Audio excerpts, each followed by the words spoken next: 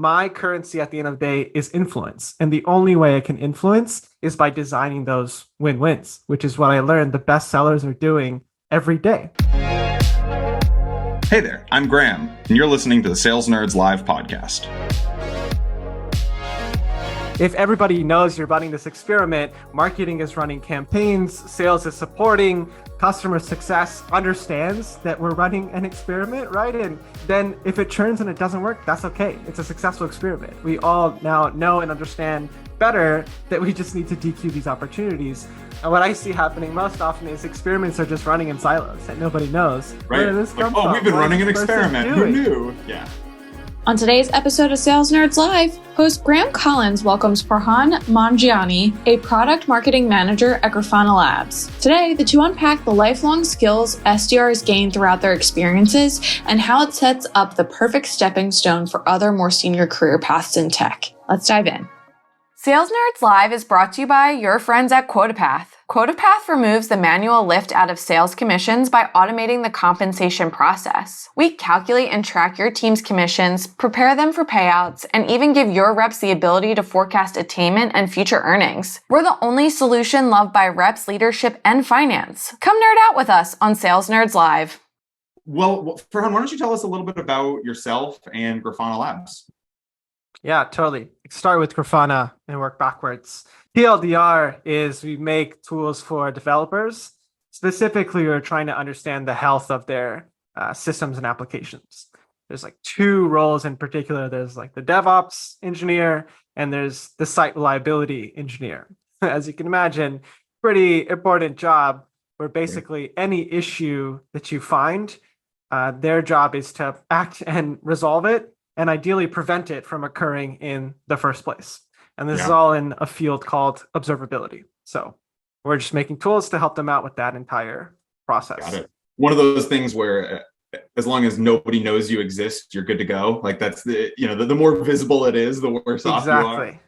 Yeah, exactly. Not unlike like RevOps or SalesOps is to sales or marketing, right? Like you want them there, but ideally you don't know they're there because then you probably have a bigger problem. Exactly right. Right. So me personally, so what about yourself? Tell me about yourself. So I started out carrying a bag, right? SDR land, a couple of startups before going into product marketing. I've almost always been focused on tactical buyers, at least in the product marketing role. And then today, leading go-to-market efforts for some of those kind of 911 services of like, you have an incident, how do I resolve those incidents at Grafana? I can dig in a little bit to like, how did that all start? Where did SDR even come from? Let's do it. Yeah. So I mean, the name of the game here is starting in an SDR role. So what caused you to start in your career as an SDR? So back in college, I was a tour guide for 4 years, and in those interactions, I happened to meet one of my still to this day great mentors. And it randomly came up in conversation where my initial goal was like, hey, I really love being a tour guide. I really love this like platform to do storytelling and help others define and create their own stories. And I actually originally wanted to go into college admissions. And it was one of these mentors who worked in tech. And he was like, actually, you have the perfect set of skills to go make a lot of money and help companies make a lot of money. Have you thought about sales? And I was like, no, never. Tell me more. We went back and forth a little bit, and then I made my first cold call and end up going and meeting up with a CEO of a startup in Hong Kong. And my first job out of college was I was employee number 5 at a startup. Wow. And about 2 quarters in, we got acquired. And then, I don't know if you remember, Graham, shortly after that, is where they were like, hey, why are you paying this American so much money? And so I started interviewing for roles back in Austin, and it was like 1 a.m. Hong Kong time. And I'm interviewing with you to go back to Austin and join Chunkai. That's right. I'd forgotten that our first conversation occurred when you should have been asleep. I had forgotten that. So your first cold call, you remember your first cold call?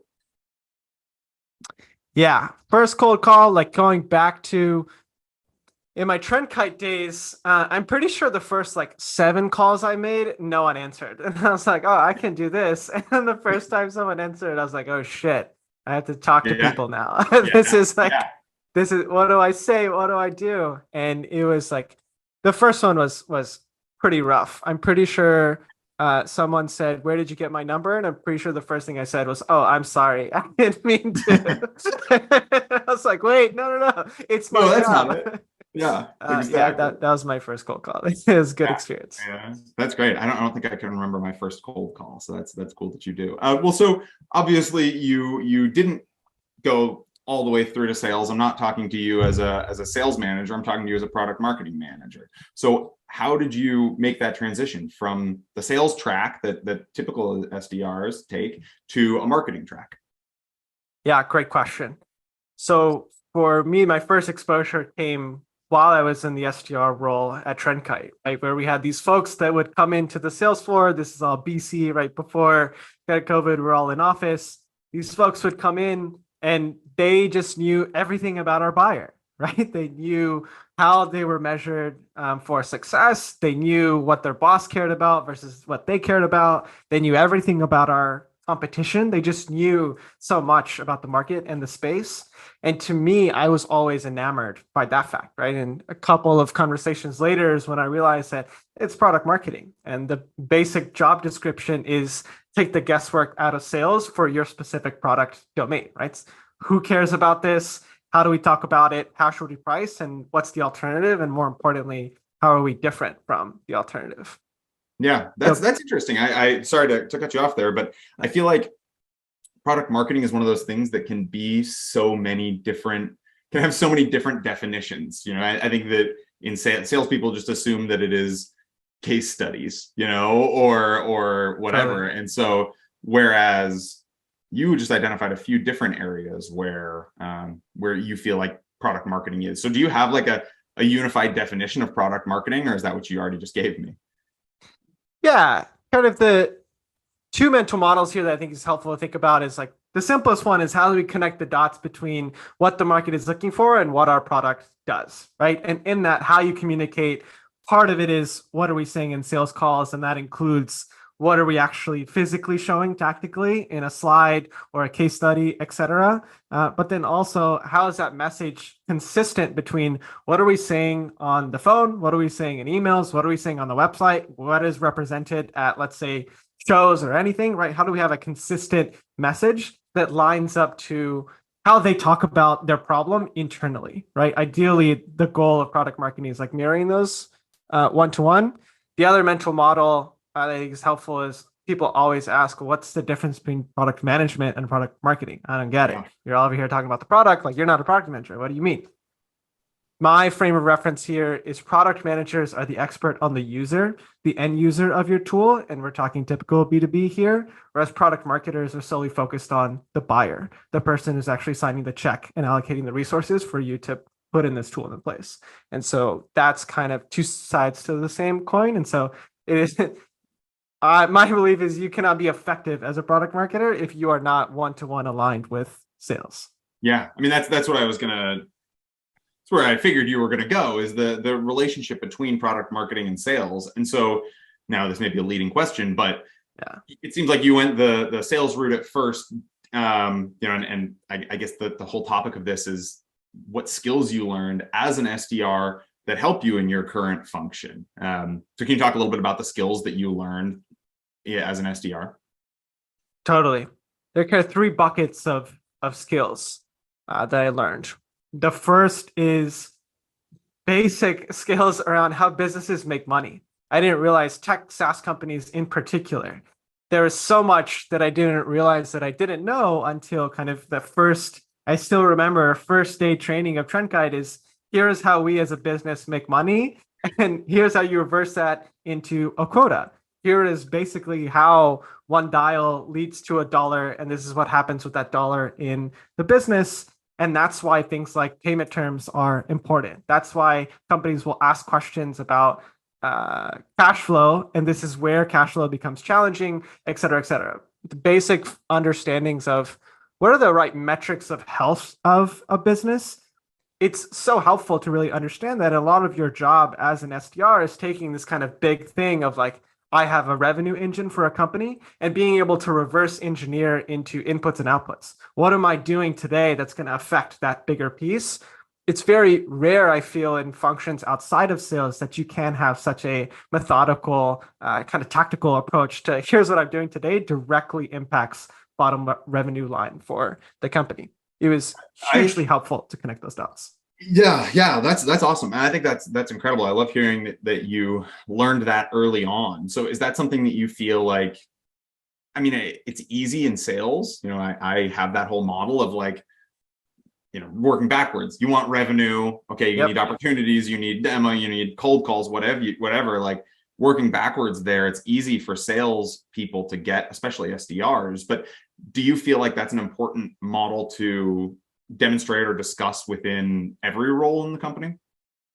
100%. Obviously biased because I started in an SDR world, but my take is, and my general approach to every role I've ever had is, how is what I'm doing today affecting the company's largest problems? And those are typically ones with dollar signs attached to them. And if I can't draw a line between my work and dollar signs, then I don't have the right priority, right? And you shouldn't be guessing whether or not something you're doing is important if you can connect it back to that impact.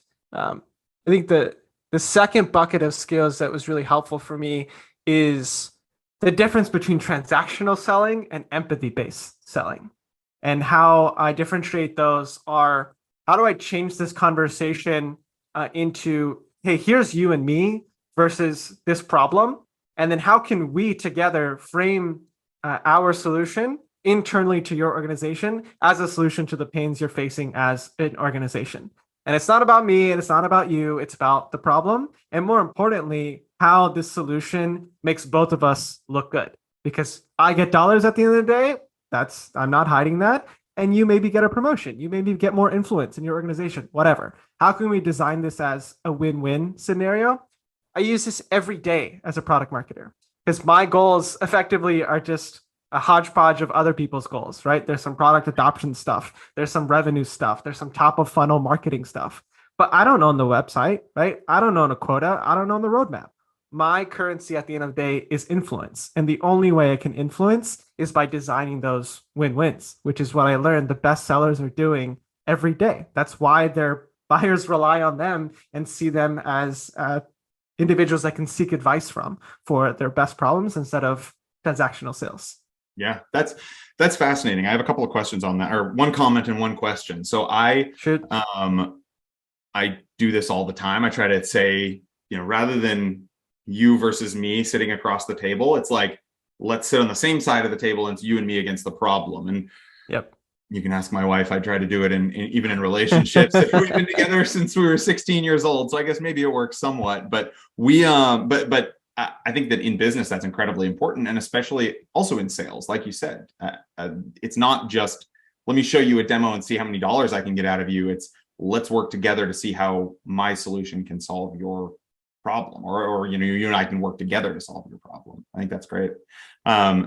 The question that I have is, I know that you've worked also in at a company in Austin called Rev, where they have a PLG function and like self-serve. And now I don't know how much you interacted with that, but I'm curious how that sort of consultative sales comes in a PLG model versus in a traditional SaaS like demo, negotiation, close the deal style process.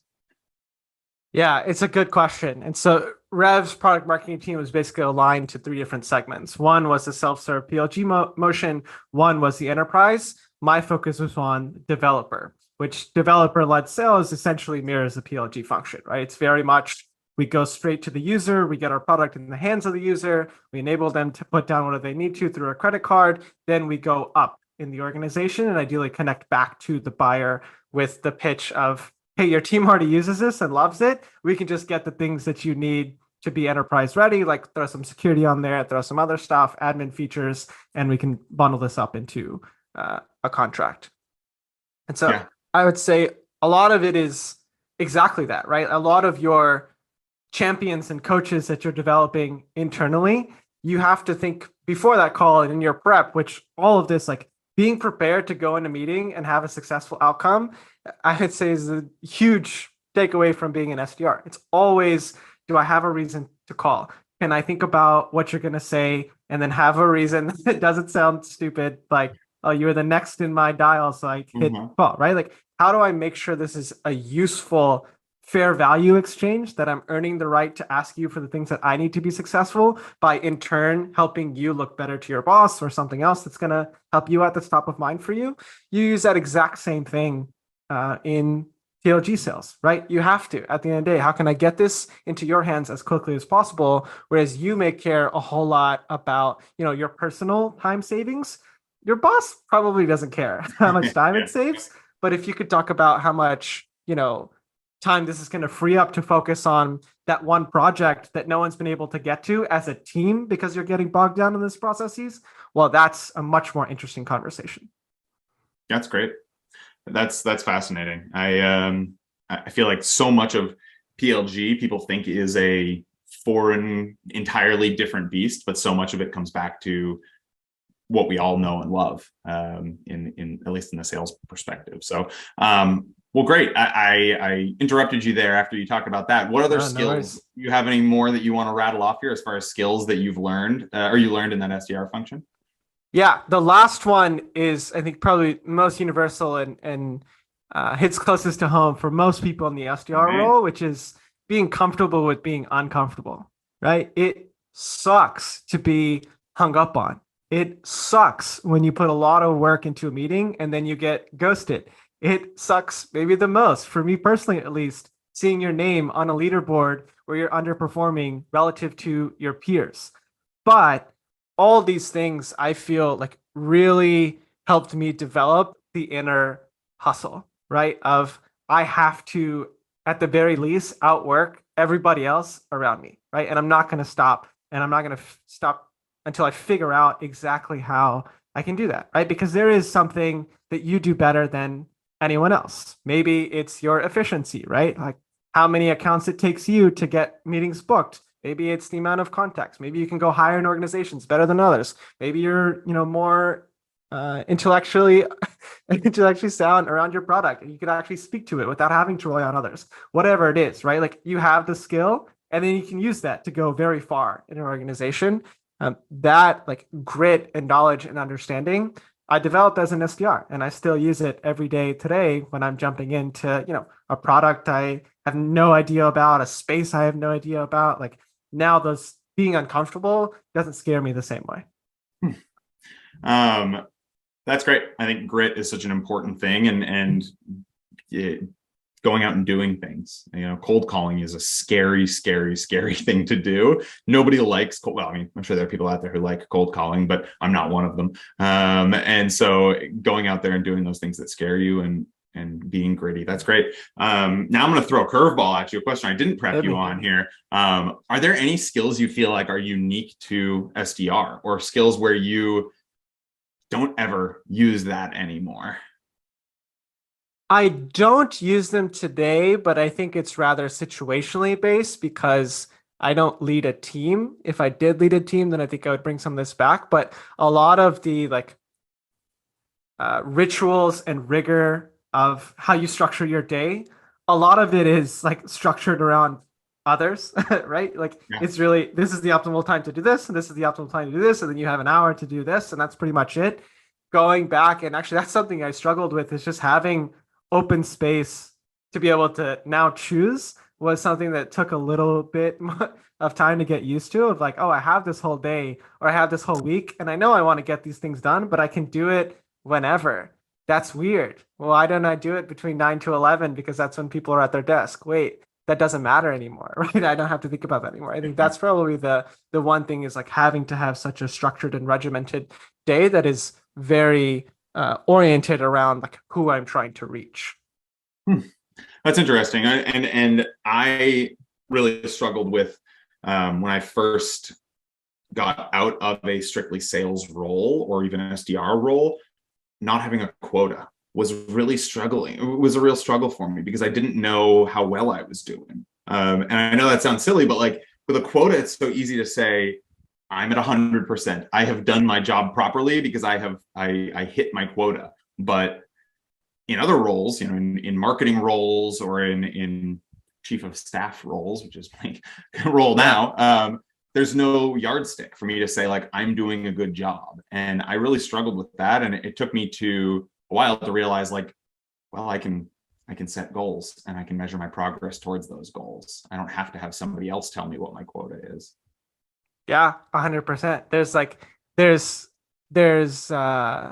it's scary to have that freedom, but at the same time, it can be really liberating once you connect the dots that you just did, right? Which is like, wait, I can literally set my goal to anything and I can push myself as hard as I want to or need to. And maybe some of that is like, there's the easy path where I can set a super achievable goal and then I always hit my quota, quote unquote. But that competitive nature in you that like, be it because you liked it or because you had to, can come back out if you try or pushing yourself further, right? Which is one of the reasons I always try in every single quarter. I'm like, look, what is the sales team's goal?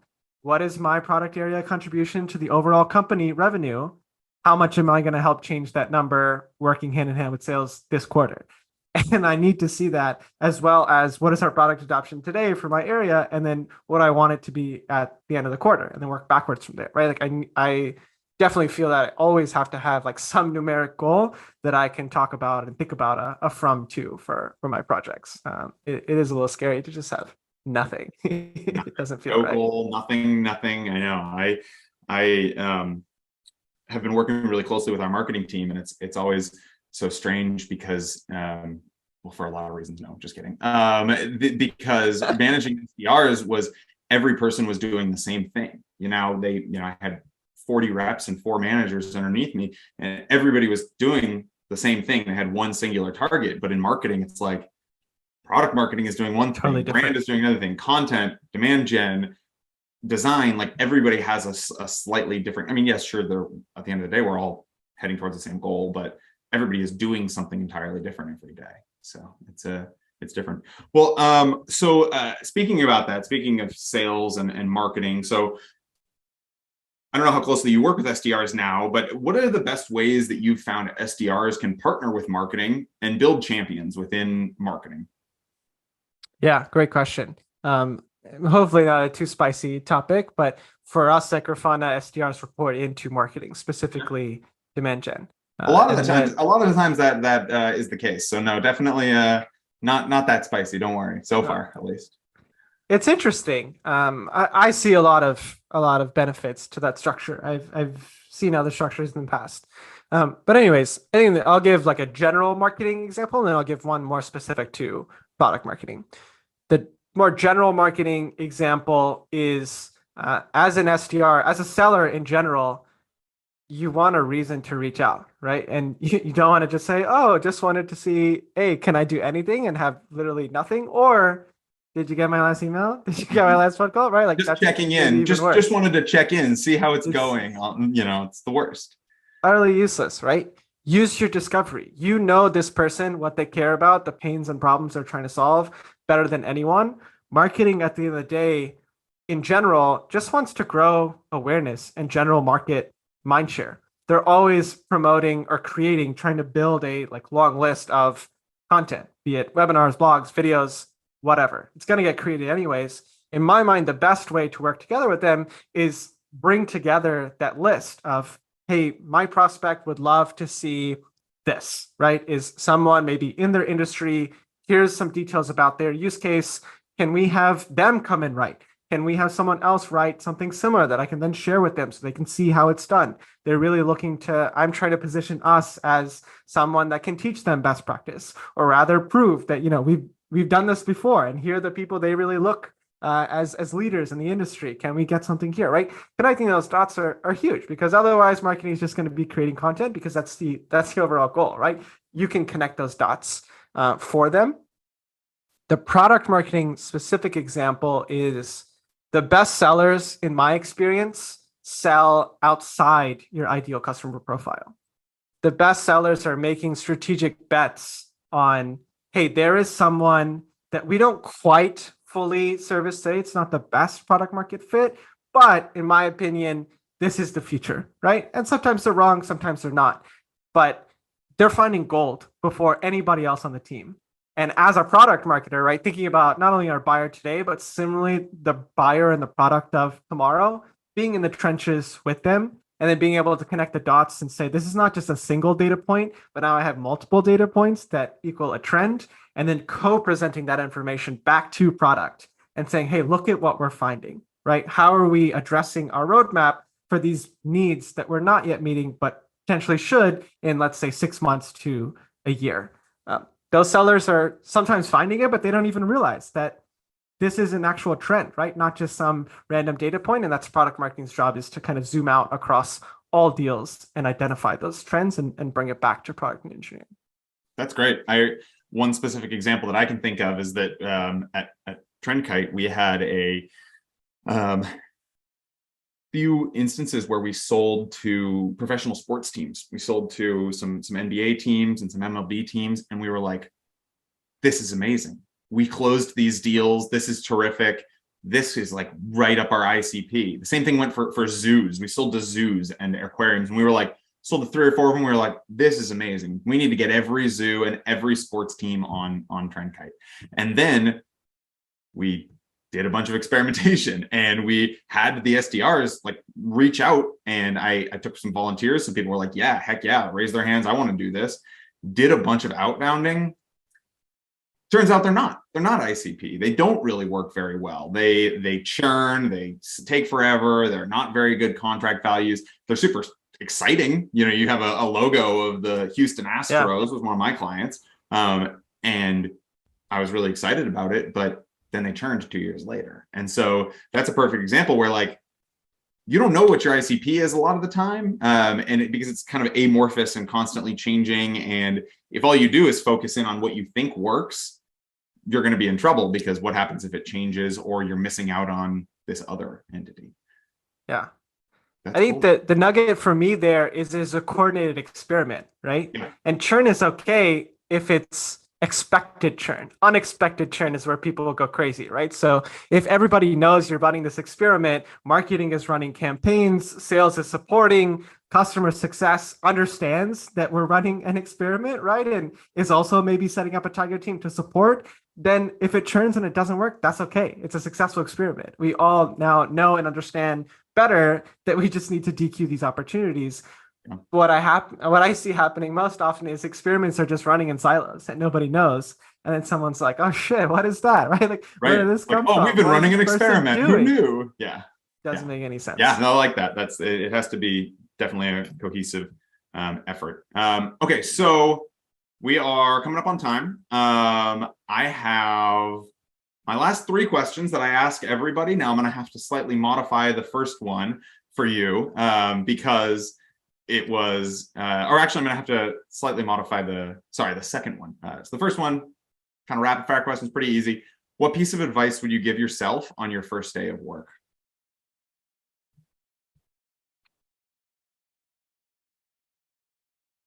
Don't forget to market yourself. I find in the work that you're doing, and connect the dots for others on like how you got there, right? Like, one of the things that happened to me pretty often is I was so heads down, focusing on delivering and learning and blah, blah, blah.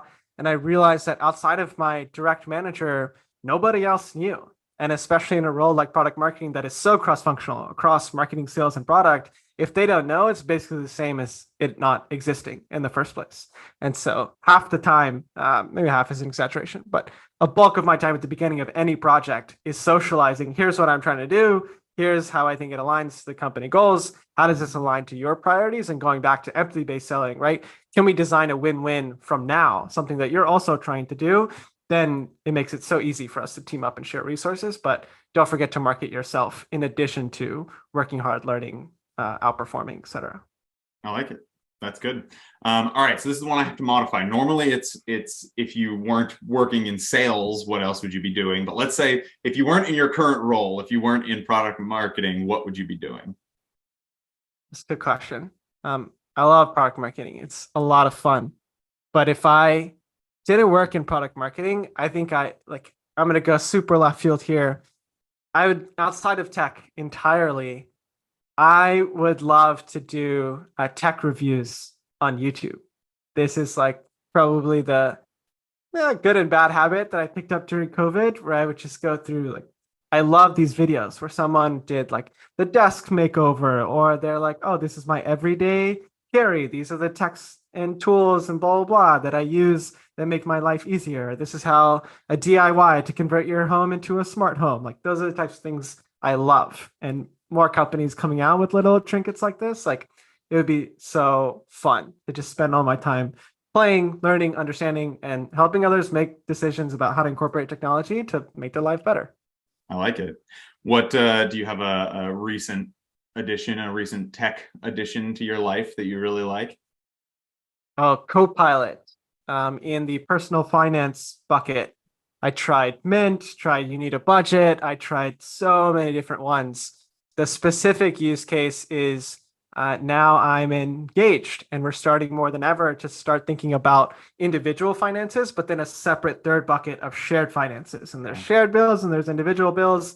And it's one app that nicely tracks across all of it and makes it so much easier to just understand, like, where is my money going? How are categories trending up or down? Like all the things you'd wish in a personal finance app. It is paid, but as an Indian, I'm very stingy about where I put my money, and I very happily give them money every month for this app.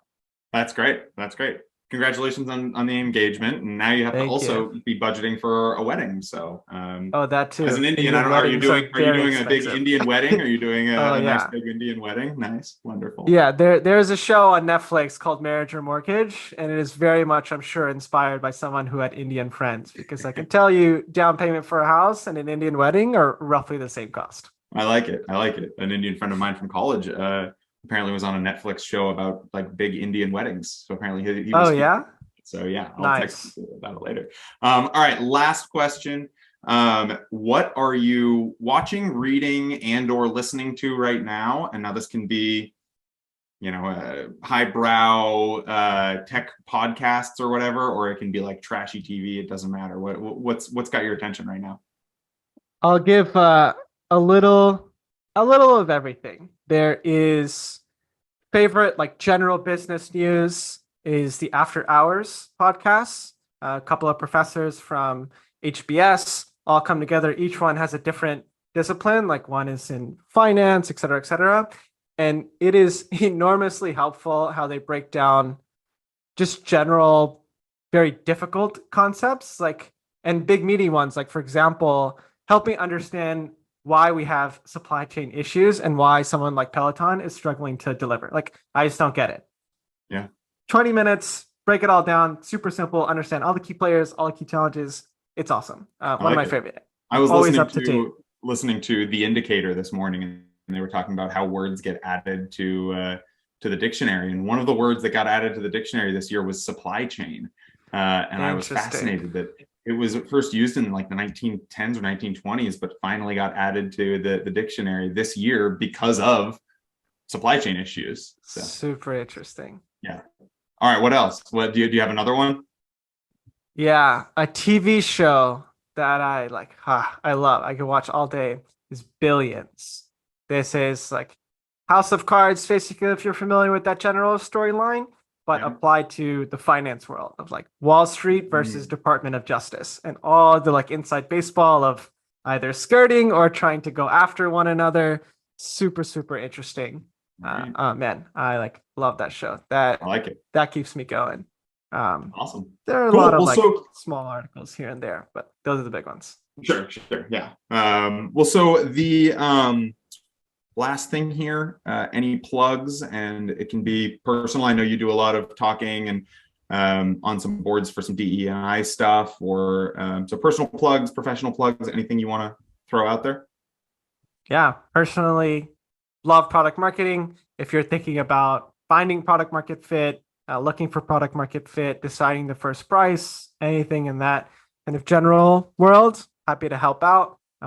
Mainly focus on B2B companies for the technical buyers, but can definitely chat with others or recommend someone in my network.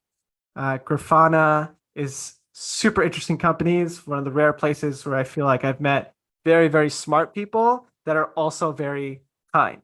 I met a lot of smart people that use that intelligence to justify kind of being assholes, but they're not at Grafana. And I feel like there's an abundance of them. So actively hiring, growing, don't see any shortages coming anytime soon. So feel free to reach out if you're interested in any role.